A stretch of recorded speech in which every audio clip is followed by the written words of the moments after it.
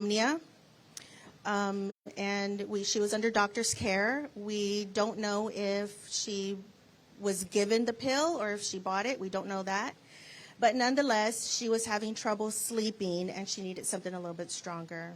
And again, she took one pill and she passed. I found her the next morning, and this is something that I don't want other parents to go through.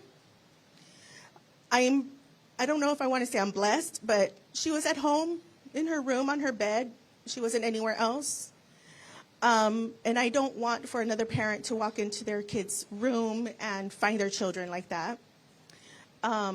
So I said one day, I need to do something. I am not going to let my daughter's death be in vain. I was thinking, and I said, oh, John Lujan, he's on my district. And I reached out to him, and his team made it happen. We met. Like he said, he was at our home for 3 hours. And he's making a way. He's paving a way for me, for Kathy, for the 4 students in Hays County to give us this platform to make fentanyl poisoning awareness. It's a weapon of mass destruction, and it's hitting our homes, it's hitting our children, it's taking our children, and I mean not even our children, but even young adults in their 20s and their 30s. And so I met with Governor Abbott at Chris Madrid's last week, I think it was. And he was awesome. He took the time to meet with us. He gave us his time. He listened to us. He was very empathetic, sympathetic to our story. And, he wants to also help spread this awareness. And I'm glad that he took the time to give us that time. I'm very thankful that he's empowering parents to be proactive and to, for the parents to make decisions for their parents. Also, parents, please be involved with your children. Open up their phones. Ask questions. Know who their friends are, who their boyfriends are, who their girlfriends are. Be involved, even if you think, I want to give them their privacy. No, I was giving my daughter a little bit of privacy, and here she is. Death is permanent. She's not ever going to come back. And because the borders are open, we need to do something about that. And I know Governor Abbott is going to help close them. Yes. And I am so honored, very honored to introduce Governor Abbott. I mean, he's been amazing to me, to my husband, and just even listening to us, just giving us those 15 minutes. It made a world of difference. So I am so honored to introduce Governor Abbott.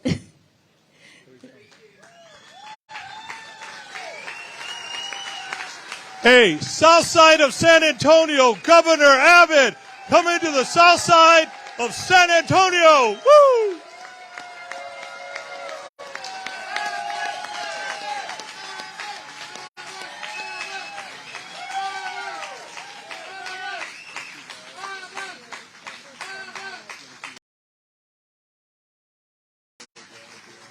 Governor, always good to see you, man. How does San Antonio? I want to thank everybody for being here, but especially I want to take a moment and thank Veronica, who was just talking, as well as for Kathy being out here. Listen, I'm going to be covering later on a little bit about the topic they were talking about. But at this moment in time, I want to thank them for having the courage. And what I will say is the strength from God to empower you to step up. And what you've been through is a gut punch. And I don't know if everybody could hear exactly what they're talking about. There are people way back there. And it's kind of interesting because I was outside before coming in here, and it's like 20 degrees warmer in here than it is outside. And so that means I'm going to come only 2 hours. But listen, what these women and what these families have been through to lose a child to poisoning by fentanyl is unacceptable. And I'm going to be working with them as well as other parents like that. There are far too many parents, and I'll give you the numbers later on about it, but I just wanted to start out by expressing my gratitude for it takes extraordinary internal fortitude and strength to go through what they've been through and to get up and do what they're doing. But they know that they're doing it because it's a way to help their children live on and to make Texas a better state. And that's what Texas is all about.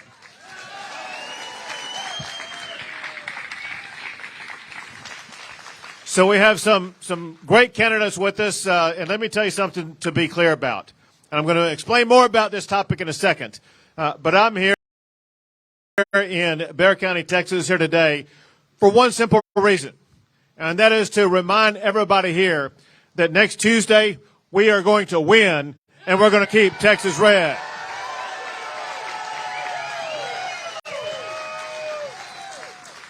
But it's not going to be me winning alone. It's going to be a lot of great people up and down the entire ballot, some of whom are here and some of whom may have spoken. John, did you speak? Yes, sir. Okay, and I don't know who all spoke, but you got John Lujan, who I need you all to send back to the Texas House of Representatives. I got a feeling, John, that we are in your district right now. Is that right? Yes, sir, all right, good to have you here. And I'm looking for Allison. I don't see Allison. There he is back there. We got Steve Allison, also a state representative from San Antonio, Texas. Good to have you out here.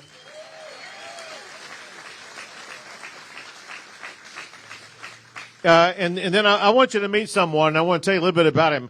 We got Robert Garza. Robert, why don't you come over here? So we got Robert Garza. He's those folks I was talking about. They're running for the Texas House of Representatives. Robert is running for the Texas Senate, and I'm backing him. And let me tell you why I'm backing him running for the Texas Senate. His opponent is the incumbent. His name is Roland Gutierrez, and well, if you don't like him, let me tell you more that will make you not like him even more. Because, listen, one thing I believe in, I'm going to be talking to you a lot about very quickly today, but that's policies. And let me tell you what Roland Gutierrez did this last session. He voted to defund county law enforcement.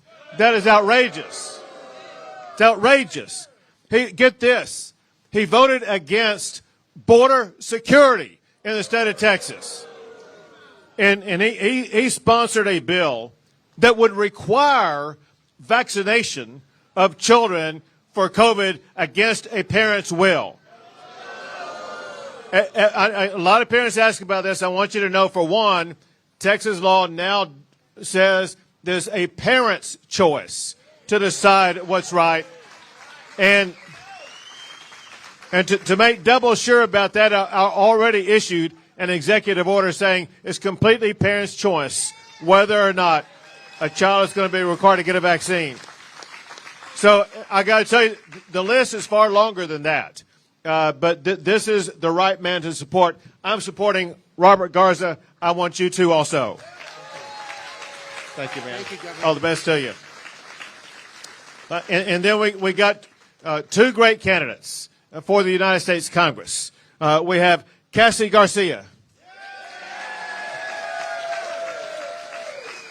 who I'll be talking about more here in a second, as well as Cal Sinclair.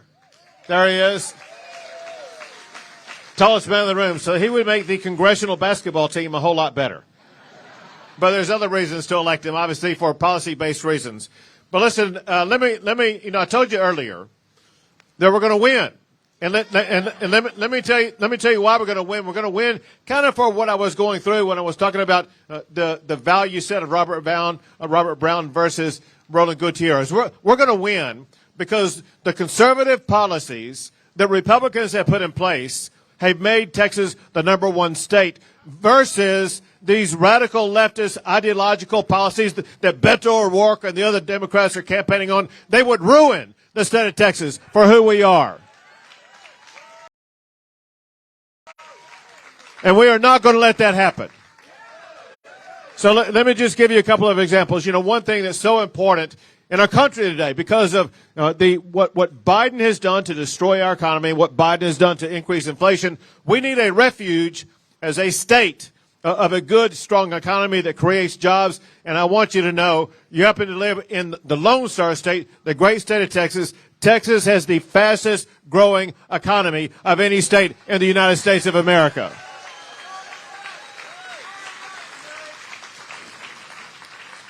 And also, Texas, since you all last reelected me, Texas has added far more jobs than any other state in the United States of America. Texas is the best state for jobs in the economy. But here's a point of contrast, because what Beto's been talking about, he's been talking about raising your taxes as well as spending more of your money. He would destroy our economy and increase inflation even more. Well, I am running for re-election to keep Texas the #1 economy in the United States of America.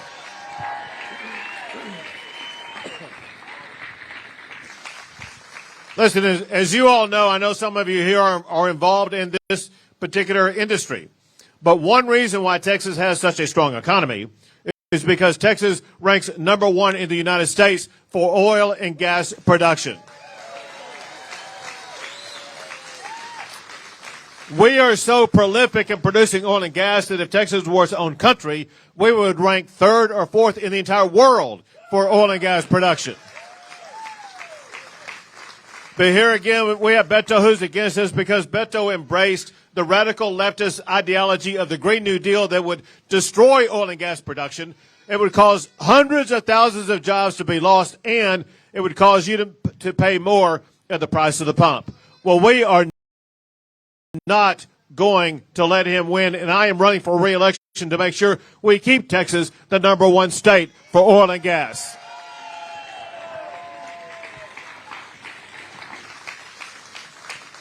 So listen, these policies, they have a consequence. Because Texas has the best economic policies in the United States, Texas has the largest budget surplus of any state in the United States. A budget surplus means we have extra money in our bank account that we need to spend in the next session coming up this coming January. And I know there's a lot of people in the room. We got fans on. It may be hard for people here in the back, but just to clarify, I said we have $27 billion of extra money to spend. So listen, we'll spend some of that money to take care of our schools, to take care of health care, to take care of needs that we have. But let me ask you all this question. Whose money is that? You are right, and so you deserve it back, and I want to use at least half of that $27 billion to return it to you with the largest property tax cut in the history of the state of Texas.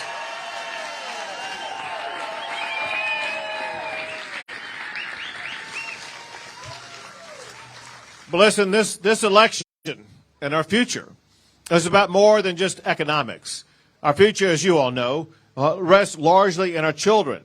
And I got to tell you, one thing that we must do as a society is make sure that we're providing our children with the best quality education.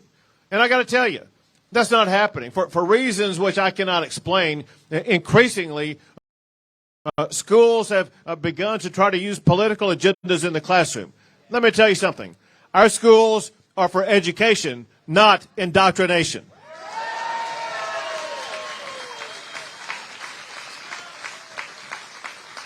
I am the only candidate for governor who is against the teaching or use of critical race theory in our schools, and I will continue to fight to make sure that we're not using that to... You know what we got to do? We got to stop all the politics in our schools. Get back to fundamentals, reading and writing and math and science, the fundamentals of what our kids need to learn. But if you had to reduce it to one thing, it would be this. Remember something that we we Republicans, we conservatives, we Texans believe in, and that is we happen to live in the greatest country in the history of the entire world. And there are many people here with us today who did their part to help America remain that way, and those are the men and women who've worn the uniform of the United States military. If you've ever done that, would you wave your hand so we can thank you for your service to the United States of America?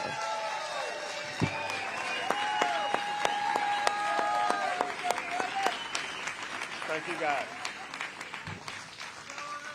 So listen, there's another issue that divides myself and Beto in this race for governor. It concerns protecting the safety of you and our communities. So you've seen on TV these stories about these smash and grab operations in L.A. and San Francisco. You've seen the crime-ridden cities of New York and Chicago and places like that, and you see one constant in all of those communities, and what you see in those communities is that they have a disrespect for law enforcement. They're trying to diminish the role that law enforcement plays, and in fact, some of them even defund law enforcement. And candidly, personally, I thought that would be something that would happen in these other states, not the state of Texas. But the fact of the matter is, it did happen in Texas when the city of Austin defunded their police by more than $100 million. That is wrong. But it's the kind of policy that Beto supported when he supported defunding the police. Well, in Texas, we don't defund police. We support our law enforcement officers, period.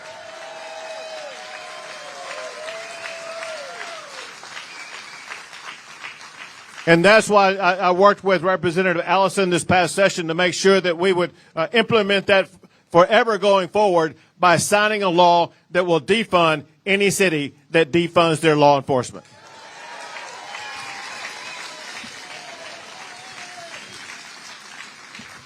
So I want to bring up, so I have, if I can be partial, I have one law enforcement officer who is my favorite law enforcement officer. Her name is Clarissa, and here you go. This is not Clarissa right here. This is Clarissa right here. And she is a member of the San Antonio Police Department. But she's kind of better known these days. When I arrived at the airport today, everybody at the airport said, "You're T.O. Gregg." And the reason why they said that is because we are running an ad by my niece, Clarissa Phelan, right here, talking about why she supports me for re-election as governor, because she cares about her kids and her kids' future. And I want to thank Clarissa for serving in SAPD and for cutting that ad to make sure Texans know what we stand for. We love you. Thank you. You too. Good to see you out here. Well, listen, as unsafe as it is to defund our law enforcement, there's something going on as we speak today that's even more dangerous than that. And that is the Biden and the Democrat open border policies that are wrecking our country. So let's never forget, let's go back in time. It was just 2 years ago where we had the lowest border crossings in decades. This past year, under Joe Biden and the Democrats, more than 2.2 million people came across the border illegally. Let me give you context for that. The city of Houston is the largest city in the state of Texas. The population for the city of Houston is 2.3 million people. We had a city of Houston come across our border just this past year alone. That is unsustainable and unacceptable, and by God, we're going to step up and do something about it.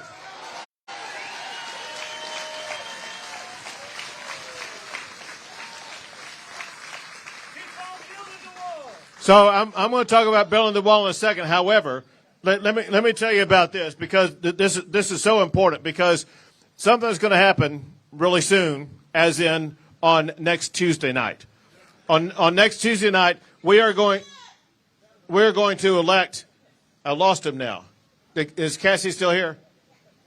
We're going to elect Cassie Garcia as well as Cal Sinclair to the United States Congress.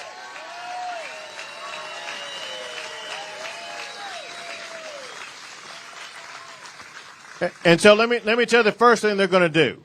We're going to send them to Washington, D.C. They're going to be replacing Democrats. And when they go to Washington, D.C., the first thing they're going to do, they are going to fire Nancy Pelosi as Speaker of the House.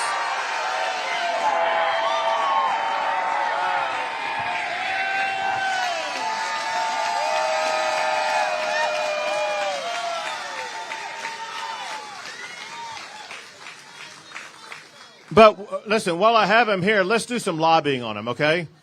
So here's the second thing I would like you to do. Once Nancy's gone, and once we have Republican leadership there, so remember this idiotic idea that Joe Biden put in place where he said he wanted, 87,000 IRS agents.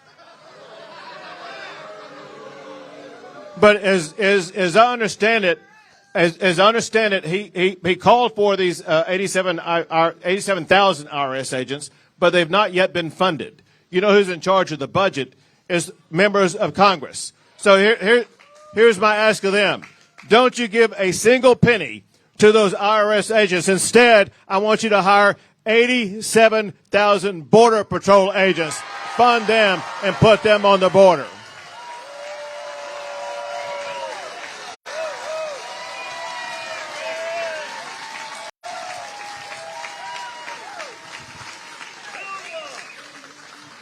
Those Border Patrol agents are underfunded, disrespected by their own President of the United States. And they're, candidly, in Washington, they don't have a clue what's going on. But you know what? We got a clue here in Texas. And because Biden and the Democrats are not doing their responsibility, Texas is stepping up and doing what no other state has ever done. If you go back to the time of George Washington until today, there's only one state to ever build our own border wall, and that is the great state of Texas.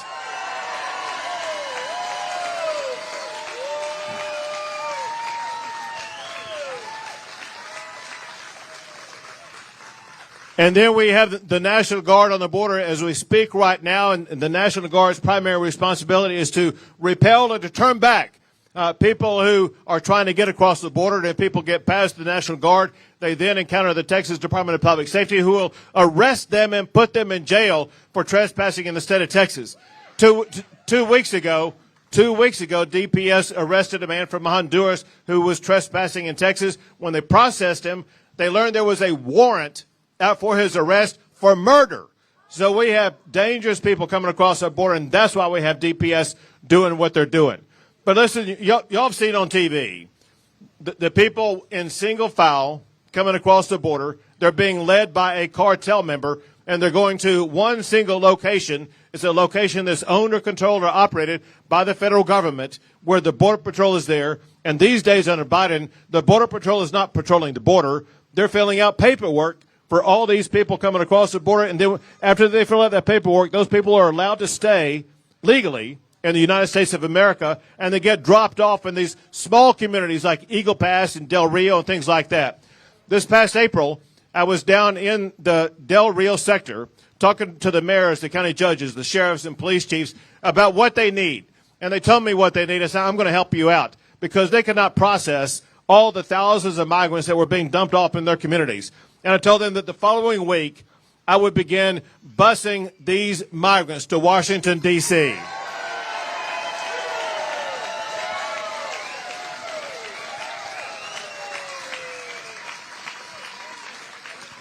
So why Washington, D.C.? Two reasons. One is because Washington, D.C. is a self-declared sanctuary city. This is what Democrats do all the time. They virtue signal, oh, we want to be a sanctuary city. But then when they got just a couple of hundred migrants, they started crying, complaining. They could not handle just a couple of hundred migrants. They were asking for more money. And it got so bad, even the mayor of New York, where they have about 25,000, 30,000 migrants, the mayor of New York is asking for $1 billion to take care of 25 or 30,000 migrants. If he gets $1 billion, Texas deserves $1 trillion for what we're having to deal with.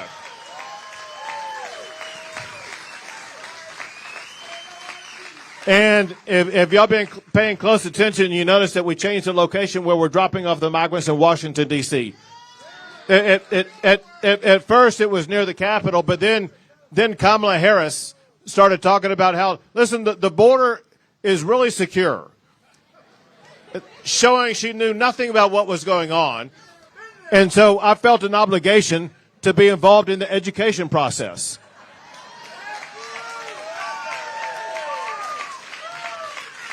So now they're being dropped off at the residence of the Vice President of the United States of America.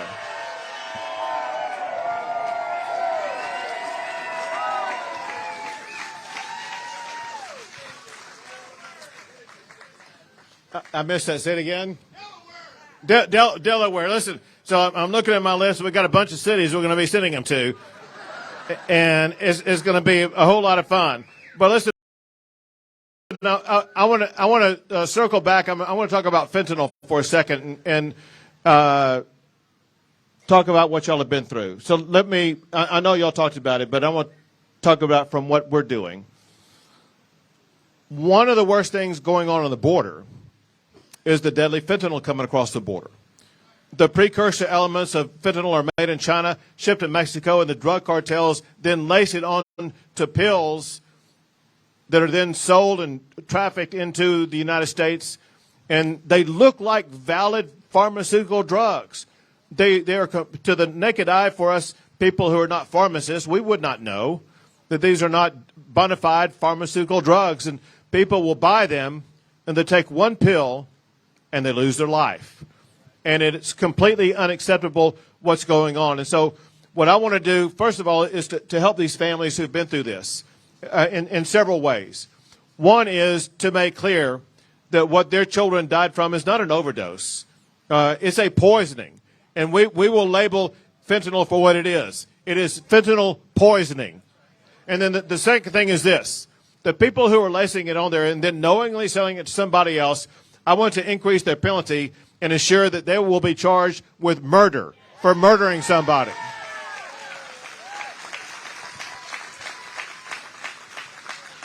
And then there is a drug that's readily available that law enforcement typically has, but I want to make sure more people have access to. It's called Narcan.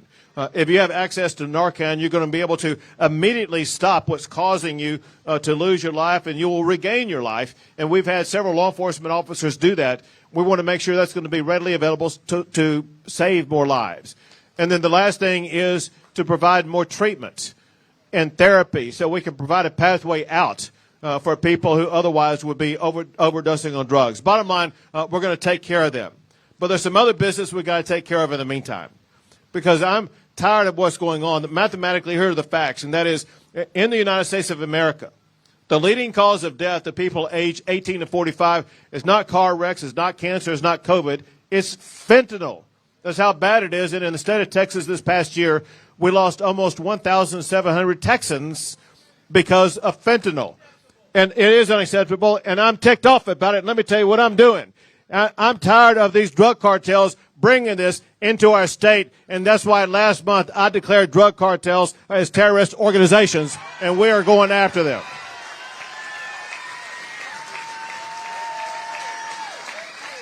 We're going after them. We're going to put them out of business in Texas. So listen, to say the least, there's a whole lot on the line this election. The border is on the line this election. Your jobs, your taxes, your freedom, your safety. But there may be something more important than that on the ballot this election, and that is your values. Listen, I know the values of the people of San Antonio. If you don't know, which you should, listen, I began dating what became my wife back in 1978. And she was living in San Antonio, Texas, where her family still lives, in the same house that she was living in as a kid growing up. And I've connected with the values of San Antonio ever since then. She and I got married at Our Lady of the Lake back in 1981. And so I've been proudly married to the first Hispanic First Lady in the history of Texas for 41 years now.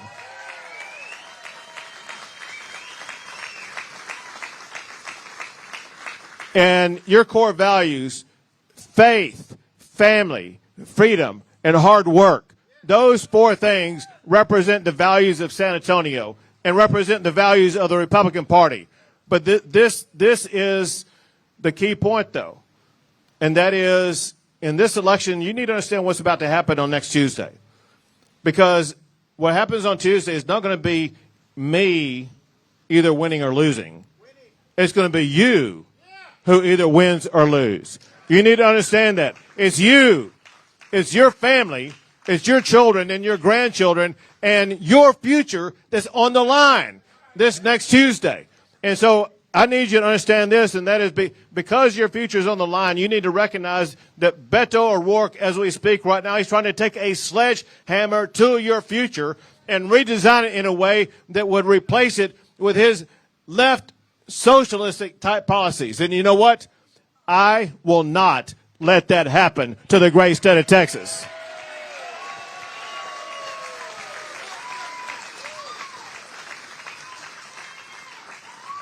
And I'm going to make sure that I win and we beat Beto, and he's going to be a 3-time loser.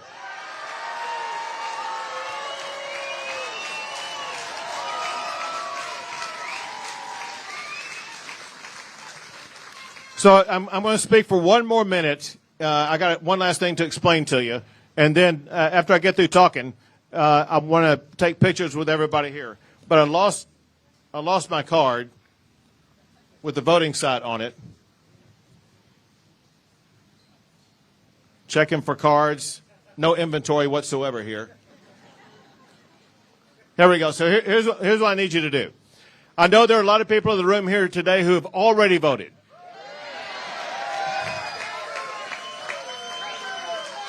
And we appreciate you doing that, so thank you for doing that. But I also know there's some people here who've not yet voted. And that's fine. That means we got more coming our way. But here's what I need you to do. So I'm going to take a picture, and then everyone who's not voted, I want you to go vote today. Remember this. Everybody in this room has heard this. I learned it in the Boy Scouts. You learned it maybe from your parents or grandparents or somebody. Do not put off till tomorrow what you can do today. And let me tell you what you can do today. If you've not voted, you can go vote today. And so I'm going to give you what I have is the closest location. There may be other locations you know about, but Somerset City Hall is a place where you can go vote. Go vote, take a picture, go vote, and then if you voted and you think you've done all you needed to do, you're wrong. Because here's what we got to do. This is not just me on the campaign trail trying to win this race. All of us. Remember, this is you and your future. I need you to get actively engaged in this process. So here's what I need you to do. There are people right now who are holding up their phone, taking a video or picture. Others of you have your phone in your pocket or your purse or whatever. Everybody here has a phone, but your phone has something on it. My phone does not. Your phone has your contacts in your phone. We have about 500, maybe 600 people here today. Get this math. So I need everybody here today, go home tonight and send 100 text messages to people on your phone list saying, go vote for Greg Abbott tomorrow.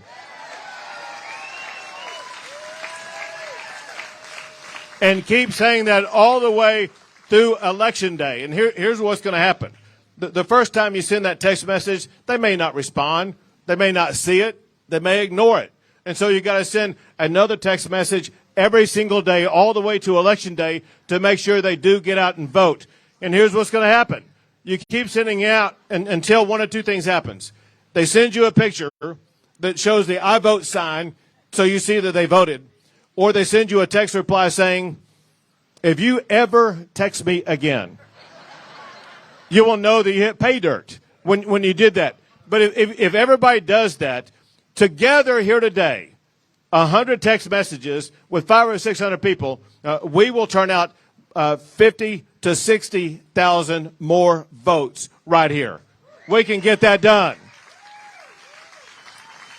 And when you do that, on November the 8th, when I'm declaring victory, I'm going to say it's because of what you all committed to do right here in Bexar County today. So thank you all. God bless you all. And God bless the great state of Texas.